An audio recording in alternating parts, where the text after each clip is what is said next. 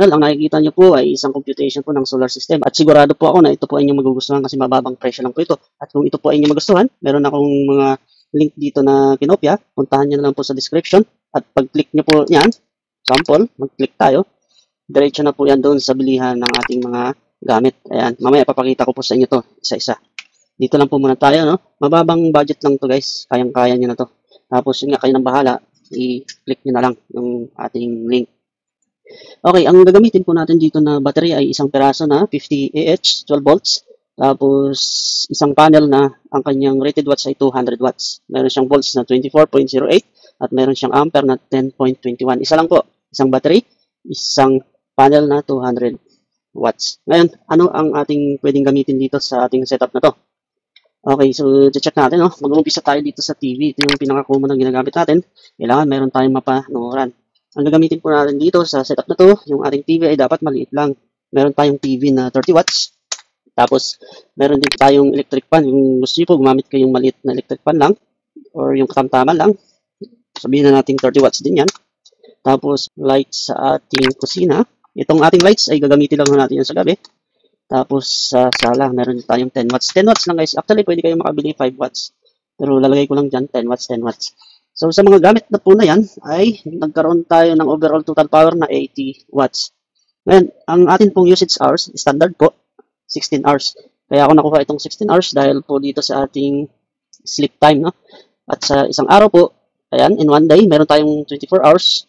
Tapos meron tayong sleep time, 8 hours. Kaya naman ang ating total hours po ay 16.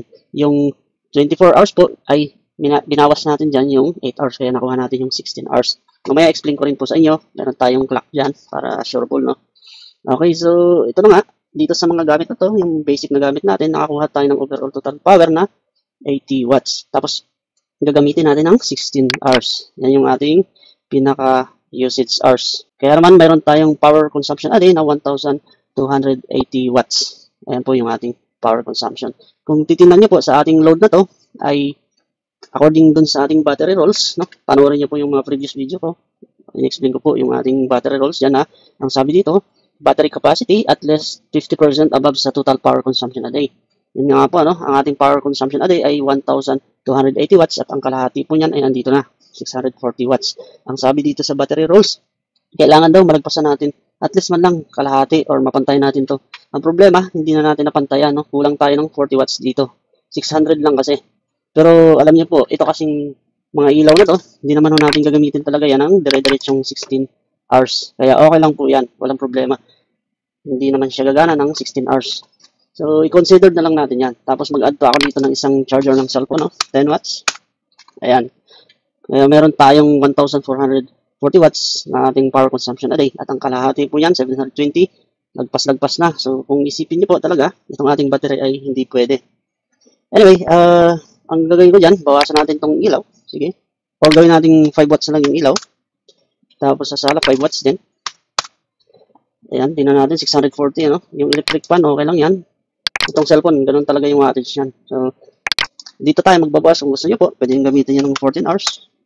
Ayan, kung 14 hours lang siya tatakbo, pasok na sa ating yung battery rolls, no? Na at least malagpasan natin ng kalahati. At ito nga po yung kalahati ng ating power consumption a day dito sa ating mga gamit na may total of 1,120 watts. At ang kalahati po yun ay 560 watts. At yung ating battery ay 600 watts. So, okay yung ating computation na yan kung ang gamit lang natin ay 14 hours. Kagaya ng sabi ko, hindi naman yan gagamitin natin ang continuous na 16 hours. So, ito pong 16 hours na yan ay standard po na computation natin yan. Ayun, so mamaya po i-explain ko rin dito kung ilang working hours yung ating battery na to, yung 50 Ah. Explain ko po sa inyo yan. Okay, so ito yung ating magagamit na mga load sa ating battery na 50 Ah. Alam nyo po, itong ating battery na to ay magagamit natin talaga yan ng 16 hours. Kasi, kagaya po ng ating panel, meron tayong panel na isa, ang kanyang rated watts po ay 200 watts. Tapos, doon sa 200 watts niya guys, meron tayong mga less factor na ginawa dyan. Kaya nakakuha tayo ng final total watts less factor na 160 watts na lang doon sa 200 watts na rated ng ating isang panel. Nag-list tayo dyan ng 20%. Kasi itong 200 watts na panel po natin ay hindi naman talaga yung makakapagbigay ng 200 watts. May mga less factor pa yan. Yan. Na-explain ko po yan doon sa aking previous video. Kaya naman, yung ating final total watts list factor dito sa ating 200 watts na isang panel ay meron lang tayong 160 watts. Tapos, isang factor pa, no? Dito tayo sa sun window hours. Ang nilagay ko po dito ay 7. 7 hours. Yung ating 160 watts list factor na isang panel, pag nag-generate po siya ng charge ng 7 hours, ay makakuha tayo ng 1,120 solar panel generation charge a day. Dito po, makakuha tayo ng generation charge a day na 1,120 watts. Dito lang po, madali lang po yan. Kasi kung ang ating sikat ng araw, depende po sa inyong lugar yan. Like for example, sisikat yung araw ng alas 7 at tapos lulubog naman siya ng alas 4. Ilang hours po ba yan? So, alas 7, no? 1, 2, 3, 4, 5, 6, 7, 8. Halos 9 hours nga po siya, no? 9 hours sa ating bilang. Pero ang ginawa ko lang dyan ay ginawa ko ng 7. Kasi kung sa inyo pong lugar ay mabundok or maraming puno. Ganun. Kaya itong ating generation charges ng ating isang panel na 200, rated 200 watts ay kayang-kaya niya i-generate itong ating yung kailangan ng ating battery na 600 watts. Kasi itong ating battery, siya naman yung magsusupply dito sa ating load. Habang nagsusupply si battery sa ating load, syempre, itong ating battery ay hindi naman nag-generate ng charge yan. Kumbaga, nagbibigay lang siya na talaga ng supply dito sa ating load. Ngayon, dahil sa nagbigay siya ng supply, mababawasan yung kanyang wattage, no? Kaya naman itong si panel ay siya yung magsusupport sa ating battery. Habang nagsusupply ng load dito si battery, ito namang si panel ay tumutulong na supplyan yung ating battery para magkaroon siya ng charge. Ayun po. Kaya kailangan, pag gumawa po kayo ng DIY, siguraduhin nyo po na match yung panel at saka yung battery. Hindi dapat mabitin yung ating battery. Kaya kung ako sa inyo, taasan nyo yung wattage ng ating panel compared dun sa battery. Hindi pwedeng yung ating battery ay 600 watts tapos yung ating panel ay napakababa, no?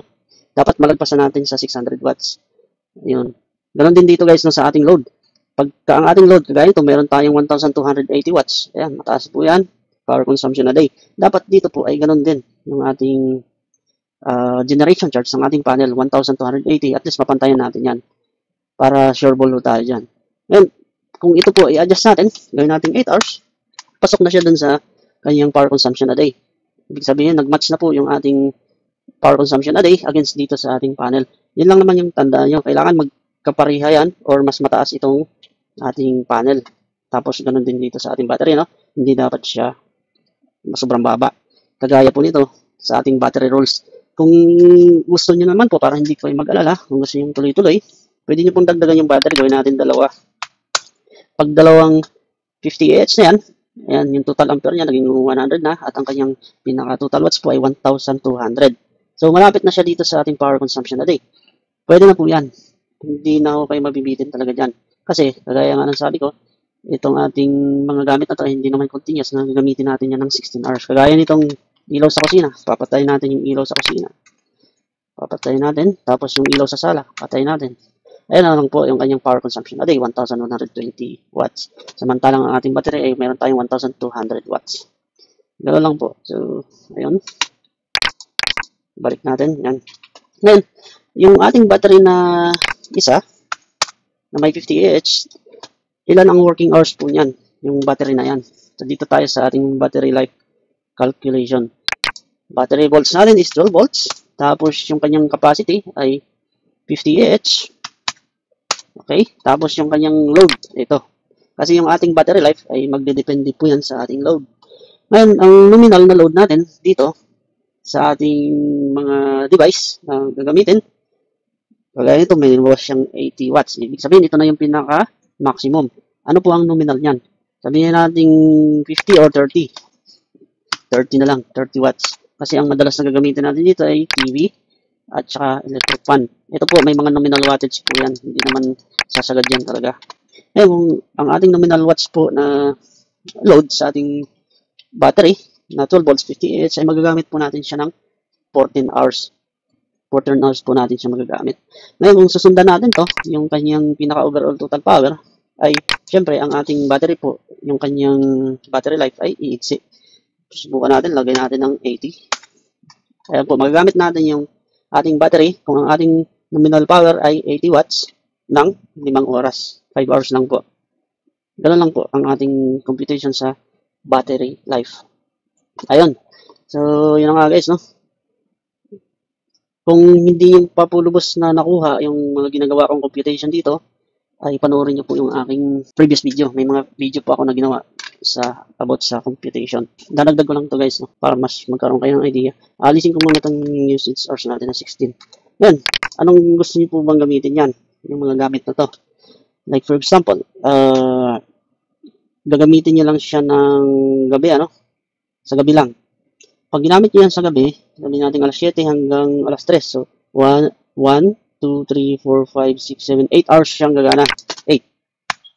Ayan guys, meron tayong power consumption na day na 640 watts lang. So, pasok na pasok dito sa ating battery, kunti na lang yung diferensya, no? Ganoon lang po. So, depende pa rin sa ating usage hours. Kaya, pag gumawa ako ng computation po talaga, ay 16 hours yung aking ginagamit dyan. 16 hours. Alam niyo guys, dito sa ating setup na to, ay makakagamit pa tayo dito ng rice cooker. Tama po yung rice cooker. Ganito lang gawin nyo. Bumili kayo ng rice cooker na mababang wattage lang. Merong nabibiling rice cooker na yung kanyang rated watts ay 300. Ayan po. Ngayon, pag gumamit po kayo ng rice cooker, patayin nyo itong mga to. Patayin nyo po yan. Wala dapat yan. Rice cooker lang. May rice cooker tayo na 300 watts dyan. Ngayon, punta tayo dito sa ating battery life calculation na kung ang gamit natin ay rice cooker. Ilang oras po ba natin magagamit yung rice cooker na yan? Dito sa ating battery na 50 Ah yung ating battery capacity. Okay, ganito lang guys, no. Alisin natin itong load, yung load nominal power natin. So, dito po sa rice cooker, kung susundan natin itong kanyang pinaka wattage na 300 watts, tingnan natin 300. Sa rice cooker po, makakaluto kayo siguro 30 minutes, luto na yung niluluto sa rice cooker, no, yung kanin. Okay, sige. Lagyan na natin dito 300 watts. Ayun. So, dun sa 300 watts na ating rice cooker, na ang gamit natin na battery na may capacity na 50 Ah, 12 volts, ay magagamit niyo po pala siya ng 1 oras mahigit. So, ibig sabihin, kung ang ating pong battery na 50 Ah, kung yan po ay full charge, makakaluto talaga kayo, makakagamit kayo ng rice cooker. Kasi ang rice cooker po, 30 minutes, luto na po yan. May natira pa tayong ilang oras dito. At the same time, kung maganda po ang sikat ng araw, itong ating solar panel, ay papalitan niya yung nawala dito sa ating battery. So, magcha-charge ulit siya. So, ibig sabihin, pwede talaga dito yung ating rice cooker, no? Ayun, gano'n lang po. Balik tayo. Ayan. Alisin natin si rice cooker na. Balik tayo dito sa ating computation na ang gamit natin ay 30 watts na TV, electric fan, tapos light sa sala at saka sa kusina, tapos cellphone charger. Itong cellphone charger, pag ang ating pong cellphone ay nag-full charge na, siguro matagal na yung 1 oras, patayin na natin yung cellphone na yan. So, ilang watts na lang? 70. Ayan po. Pero lang po ang ating computation dyan. Kaya naman, dito sa ating setup na to, ay makakagamit kayo dyan ng TV, electric fan, mga ilaw, at saka yung ating rice cooker. Tapos, ito na nga po, ano, magkano po ba ang inabot niyan? Okay, titingnan natin. Itong ating inverter, gagamit po tayo dyan ng inverter na 600 watts. Tapos may continuous power siya na 500 watts. Depende po sa inyo kasi ang pagpipilian po natin dito ay dalawa. Ang ilalagay ko po dalawa. Pwede kayong gumamit dyan ng 8,000 watts at dito naman sa 6,000 watts, ang continuous power niya ay 500 watts. Andito na po yung mga presyo niyan. Yung sa ating inverter, mayroon siyang 2,200. Tapos dito sa battery na 12 volts 50 Ah, 3,500. Solar charge controller, kailangan natin to. 10 ampere, 319. Tapos yung gagamitin natin dito na panel ay Jinko dual glass po yan. Pagka ang ating pong panel ay dual glass, ibig sabihin, pag install nyo po ito, dapat naka-elevate. Kasi ang ilalim po niyan ay nag-generate din po yan ng charge. At ang kanyang presyo po, ayan, 3,864. Tapos, ito guys, hindi ko na sinama yung AC monitor, pero mamaya isama natin sa computation yan. Ito po ay yung, para ma-monitor nyo yung volts. Tapos yan, may mga breaker na. Tapos ito, sa transfer switch din, hindi ko na sinama. Pero kung gusto nyo pong isama yan, nakalagay po dito yan. Kung gusto nyo lang naman po isama. Pero sa computation na to, ang unahin lang po muna natin ay kung ano yung pinaka-basic, yung mga kailangan. Tapos meron din tayo diyang breaker box, no, para mas formal yung ating setup. At kunti lang naman to guys, pag-ipunan nyo na lang. Itong transfer switch, kaya sinabi kong option, pwede nyo kasing ikabit yan doon sa main utility nyo para kung gusto yung, ano ba, laging brown out po sa inyo, maganda po yung ating transfer switch na to na gamitin. Okay, so ito na, ang ating magagastos po dyan sa setup na to ay, ayan guys, 10,753. Tapos meron pa tayong Lazada shipping. Hindi ko kasi kasama doon sa mga computation na to yung Lazada shipping. Ang Lazada shipping po, chinik ko na ay more or less 1,000. Kaya naman ang ating grand total dyan sa setup na yan ay 11,753. Ngayon, kung doon sa installation charge, kayo na pong bahala. Maghanap na lang ako kayo kung sinong marunong mag-install sa iyo. At mas maganda kung kayo po ay marunong mag-install, mas makakatipid po kayo. Okay, so yan lang po yung ating setup at saka yung price. Ngayon, tingnan natin itong inverter. Ito po yung ating inverter. Ang kanyang wattage po dito ay 8,000 watts. Pili lang po kayo kung ano yung gusto. Kasi parehas naman po yan na 12 volts. Ayan, 12 volts. Tapos yung output niya, 220 volts. Ngayon, dito sa ating napiling inverter, meron na po siyang dalawang output yan. Tapos may charger na po ng ating USB, ano? Tapos meron pa siyang display. Tingnan natin dito pa sa ating pinaka-description. Ayan guys, no? Yung kanyang continuous power, doon sa 8,000 watts, ay, ang i-check ko natin dyan, mag-base tayo doon sa 8,000 watts. Dito po. Ito yung 8,000 watts. Yung kanyang peak power. Ang kanyang continuous power po ay ito, 1,000 watts. Kung ang pipiliin nyo naman po ay 6,000 watts, ito, ang kanyang continuous power po ay 500 watts. Kung ang pipiliin nyo naman po ay 12,200 watts, ang kanyang continuous power po ay 2,000 watts. Ganun lang po pagpili dyan. At may mga option talaga dyan. Pwede kayong makakapili. Ito po yon. Tapos pag nag-click kayo dito, meron tayong 6,000 watts, meron tayong 8,000 watts, meron tayong 10,000 watts, meron tayong 12,000 watts. At ang ganda po ng kanyang itsura. Ayan guys. Power inverter, Joxing. Maganda po ang review ng Joxing. Tapos, dito meron ako nakitang picture niya. Yung parang pinakaloob. Hindi pa ako kasi ako nito nakakita talaga personally.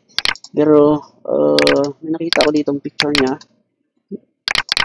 Tingnan natin, no? Ito to. Ayan guys, no? Ayan yung circuit niya. Kung ganyan nga yung circuit niya, maganda talaga. Ayan po. Okay, so balik tayo dun sa ating mga device list, no? I mean, dito sa ating mga gagamitin. Ito nga, yung 8,000 watts, tapos 6,000 watts. Ilalagay ko po yan sa description parehas para pili na lang ko kayo. Tapos itong ating battery. Tingnan natin yung ating battery. Ayan po, 12 volts, 50 Ah. Yan yung ating gagamitin. Sa Lazada po, i-double check nyo talaga kapag pumili kayo. Kailangan basahin yung description, no? Okay, battery. Tapos, ito, meron tayong charge controller. Ang ating gagamitin na charge controller dyan ay Joxing din. At ang ating gagamitin dito ay, ito, 10 ampere guys. Ayan po, 10 ampere. Kasi, ang ating battery ay 50 Ah. Pagka nag-compute kayo, kung ano yung charge current na kailangan dun sa 50 Ah na ating battery o anumang battery, i-ano nyo lang po yan, multiply nyo sa 0.25 po. Kagaya ng halimbawa, meron akong battery na, yan na, 50 Ah. 50. Multiply lang po natin yan sa 0.25. 50 times 0.25. So, equals, ang ating charge current po dyan ay 12.5. 12.5. Yung 10 ampere ay pwede na po na gamitin dyan. At pakita ko na rin to sa inyo guys na meron akong ginawa rito na inad dito sa ating computation, yung charge current. Ayan guys, charge current 12.5. Mas mabilis. Sa sunod na video ko siguro gagawa ako ng panibagong computation kasi ito updated ko na to na computation. Okay, so balik tayo dito. Meron tayong battery, inverter, charge controller. Balikan natin yung charge controller. Meron tayong titingnan doon sa ating charge controller, yung specs niya, no? Ang sabi dito, ang kanyang system voltage, pwedeng 12 volts, pwedeng 24. Tapos yung charge current nga yan, yung napili natin is 10 ampere. Tapos, yung kanyang discharge, mayroon ding DCV, 10.7 at saka adjustable pala to. Tapos, sa kanyang discharge recovery din, adjustable din. Wow. Yung kanyang USB output, ang taas din ng ampere, 2 ampere. Ibig sabihin, napakaganda nitong charge controller na to guys, no? Balik tayo. Dito naman tayo sa ating panel. Ang ating pong panel ay Jinko, dual glass. Kaya siya tinawag na dual glass dahil ang kanyang itsura po ay ganito. Ito yung ibabaw ng ating panel, yan po, yung kulay itim, at yung ilalim naman ay yan yung kulay asul. Ibig sabihin, yan po ay nag-generate din ng charge, kaya kailangan naka-elevate po. Tingnan natin yung specs ng ating panel. Ayan, dual glass, 200 watts. Tapos yung sukat niya, ayan po, yung kapal niya, 3 cm. Tapos may bigat na 12 kilo. Tapos ang kanyang maximum power output ay 200 watts. Yan guys, 200 watts. Ito yung kanyang VOC, 24. Yung IEC niya, 10.7. Ayun, doon lang. Tapos yung breaker natin yan. Itong breaker guys, nakagamit na ako niya. Pati yung panel kanina. 520 watts yung ginamit ko doon. Dito sa ating breaker, ayan guys, 10 ampere. Lagi nyo pong i-check, kung ano yung clinic po nyo kasi dito. Gaya dito, 10 ampere. Dapat yan ang ilalabas. 10 ampere. Kasi pag nag-click kayo dito ng 20, ayan, 20. Ito yung napili nyo 20. Dapat lagi yung tandaan, pag pumili ko kayo, double check nyo to. Okay? So, gagamitin natin dyan ay 10 ampere. Tapos, sa ating DC breaker naman, ang ating pong gagamitin dyan ay 50 ampere para sa ating battery. Ayan guys, 50 ampere. Ayan po, 50. Tapos, dito naman sa ating DC breaker, yan, 10 ampere din, hindi ko na i-check. Tapos, yung ating transfer switch, ito. Kung gusto nyo naman gumamit ng transfer switch, ito na yung nakita ko na pinakamababang ampere, 63. Actually, nakagamit na ako nito guys, pakita ko po sa inyo yan. Ayan po, napakaganda ng transfer switch niyan. Ayan siya. Pwede yung iset yan ng manual at saka auto. Pwede yung may option po kayo dyan. Okay, so breaker box to. Gusto nyo lang naman ng breaker box. Nakagamit na rin po ako nito ng breaker box. Pakita ko rin po sa inyo. Ayan po yung ating breaker box. Tapos, yung ating AC monitor guys, kung gusto nyo lang naman gumamit ng ating AC monitor. Ayan po yung ating AC monitor. 436. Ayan po. Makikita nyo dyan yung volts at saka ampere. Yung ginamit ko, merong wattage yun. Okay, so balik tayo dito sa computation. Kagaya nga ng nabanggit ko, ito po ay hindi kasama yung AC monitor, transfer switch, saka yung breaker box. Ang total po niyan ay 11,753. 11,753. Ngayon, pag sinama natin itong ating AC monitor, lagyan natin isa. Tapos, yung kanyang transfer switch, isa rin. Tapos, yung kanyang breaker box, isa rin. At ang kanyang total ay yan, 13,770. Ayan po ang magagastos nyo. Tapos, yung sa ibang accessories po, pwede naman kayong bumili locally, kayo nang bahala. Or kung gusto nyo naman ng yung ating pang-ipit sa mga panel, ayan, mid clamp and clamp. Isang panel lang naman po ito. Hindi naman ganun kadami, kaya kayang-kaya nyo na-discartehan yan. Pati yung sa wire, no? Yung mga wire natin, pwede kayong bumili sa hardware ng ating mga wire. Basta importante lang po sa ating wire, dapat ay makapal. Huwag po tayong pumili ng ating wire na manipis. Sana guys ay nagustuhan nyo ang ating computation na to.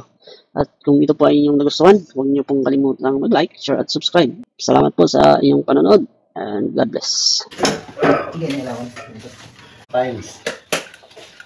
Nalagyan ko po ng mga cable tie para hindi siya watak-watak. Kompleto naman siya, no? Yung atin pong transfer switch ay dalawa. Actually, isa lang dapat yan kaso wala akong monitor na pang-reading ng volts sa utility. Kaya nilagay ko yung ating isang transfer switch na may monitor, no? Na may digital volts reading para ma-monitor ko kung ilang volts yung pumapasok sa ating galing utility.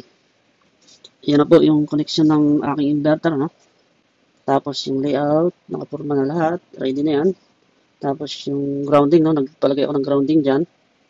Tapos yung ating pong pinaka-railings ay naka-elevate po yan. Kasi ang ating pong solar ay dual glass. Tapos pinapinturahan ko na rin po yung ilalim ng ating, yung roof, puti po, para mag-reflect yung pinaka-sinag ng araw. Tapos kung mapapansin niyo po, yung isang panel ay merong batik-batik kasi yan po ay naaambunan, ano? Yan po kasi yung unang pina-install ko. Kailangan talagang naka-elevate po yan para bumanda yung sikat ng araw sa ilalim. Ganyan lang po siya. Siguro mga half meters, no? Kalahati sa kalahati. Ayan po yung pinaka-end clamp. Naka-ready na po yung mga connector niyan. Magka-countdown na po kami. Matik ah. Kamera to. Patayan sa kamera to. PBB. 21. So, kumarga na. Uy, kuryente kasi. Sa stage 2 na to ay yung ating starting up, hindi pa po nakakabit yung battery. Tapos may mga settings pa po tayo na gagawin. Ang kagandahan lang ng ating inverter ay gumagana po siya kahit walang battery. Ano yung ano yung 222? 222. 222. Ang iyan ning na kwan. Ganon din po ang ating panel, hindi pa po naka-on ang ating breaker dito. Tapos yung battery po ay kakabit na po yan. 222 volts. Ka 220. Galipat. Palo man ito, imaman ninyo. Imaman ang palo direct. Ito. Kulay blue. Blue na. Sa kuryente. Pag blow, AJ, Sa kuryente. sa Romilco. Ayan na. At this time po ay naka-on na ang ating battery, nakakabit na po. Pati na rin yung ating panel breaker ay naka-on na rin. Pamil ka na. Ito po ay Romilco ang gumagana. Kasi blue. Tapos ito po yung kanya, hindi ko alam, display. Display niya, hindi ko alam kung ano ito. Kaya Ano sila, Kuryente. neto. To 20 volts. 219. 219 din doon. To 18 din doon. 8 na palit na.